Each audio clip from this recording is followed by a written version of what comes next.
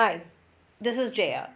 In this video, we shall see the summary of The Whitsun Weddings, a poem by Philip Larkin. Whitsun Saturday was a Saturday in summer, which was the most popular choice for weddings by couples, and this Saturday normally falls at the end of May or start of June. And this poem recounts Larkin's train journey from the east of England to London on Whitsun Saturday and his observations along the way. He focuses his attention on other people on the train and at the station as they penetrate his consciousness. He draws the attention to the impermanence of the love, joy of marriages, and how they exist alongside the inevitability of death, destruction to eternal love. The train moving past wedding parties shows all significant moments flee from us. The impermanence is also depicted through the erosion of natural Britain due to industrialization and modernism. Untouched countryside is being ruined and fabricated by humans. All that is fresh, pure, and beautiful will eventually turn stale. The poem questions the meaningfulness of getting married, especially in the deteriorative landscape of Britain. Towards the end of the poem, Larkin shifts to the idea that marriage does hold some power, like the power to reproduce and create the next generation who will continue to replenish society and humanity.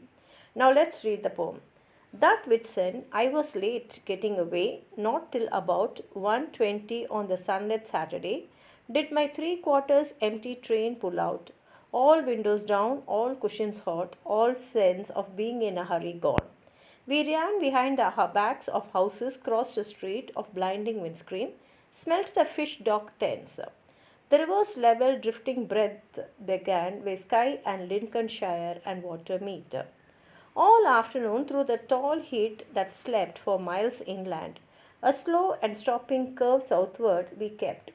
Wide farms went by, short shadowed cattle and canals with floatings of industrial froth. A hothouse flashed ironically, hedges dipped and rose, and now and then a smell of grass displays the reek of buttoned carriage cloth, until the next town, new and nondescript, approached with acres of dismantled cars. At first, I didn't notice what a noise the weddings made. Each station that we stopped at, sun destroys the interest of what's happening in the shade. And down the long, cool platforms, oomph and skulls, I took for porters larking with the mails, and went on reading. Once we started, though, we passed them grinning and pomaded girls in parades of fashion, heels, and wheels, all posed irresolutely watching us go, as if out of an event, waving goodbye to something that survived it. Struck, I leant more promptly out next time, more curiously, and saw it all again in different terms.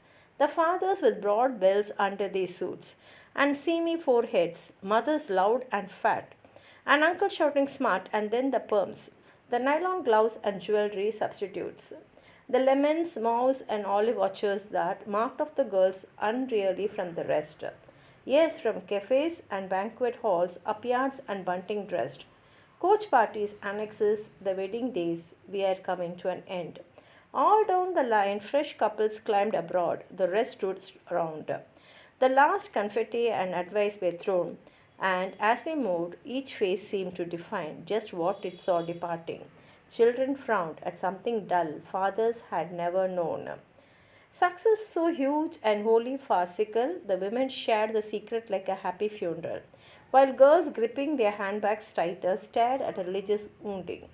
Free at last, and loaded with the sum of all they saw, we hurried towards London, shuffling gouts of steam. Now fields were building plots and populars cast long shadows on major roads, and for some 50 minutes that in time would seem just long enough to settle hats and say, I nearly died. A dozen marriages got underway. They watched the landscape sitting side by side. An Odeon went past, a cooling tower, and someone running up to board, and none thought of the others they would never meet or how their lives would all contain this hour. I thought of London spread out in the sun, its postal districts packed like squares of wheat. They we were aimed, and as we raced across bright knots of rail, past standing Pullman's walls of blackened moss came close, and it was nearly done, this frail traveling coincidence, and what it held stood ready to be loosened with all the power that being changed can give. We slowed again, and as the tightened brakes took hold, they swelled, a sense of falling like an arrow shower, sent out of sight, some way becoming rain. And here ends the poem. If you have anything more to add on to what I've said, please write it in the comment box, like the video, share it with your friends, and if you have not subscribed my channel, please subscribe and support. Thank you.